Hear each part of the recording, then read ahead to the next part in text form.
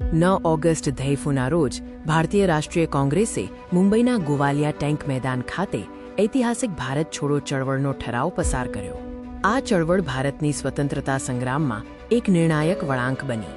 બે મુખ્ય તારીખો વચ્ચે તફાવત રાખવો મહત્વપૂર્ણ છે. 6 ઓગસ્ટને ભારત છોડો સંકલ્પ દિવસ તરીકે યાદ કરવામાં આવે છે, જ્યારે 9 ઓગસ્ટ દૈફ્યુ એ આંદોલનની સત્તાવાર શરૂઆત છે, જેને ઓગસ્ટ ક્રાંતિ દિવસ તરીકે ઓળખવામાં આવે છે. તમારી પરીક્ષાઓ માટે આ તફાવત યાદ રાખો. મહાત્મા ગાંધીએ આ ચળવળનું નેતૃત્વ કર્યું અને કરો યા મરો નામનો અમરસૂત્ર આપ્યો. આ દરમિયાન અરુણા આસફ અલીએ ગોવાલિયા ટેન્ક મેદાનમાં બહાદુરીથી ત્રિરંગો લહેરાવ્યો, જે સંઘર્ષની પ્રતિકાત્મક વ્યક્તિ બની અને ઇતિહાસમાં પોતાનું નામ લખાવ્યું. આ વિડીયોને સમાપ્ત કરવા માટે તમારી પરીક્ષાની તૈયારી માટે અહીં એક ઝડપી ક્વિઝ છે.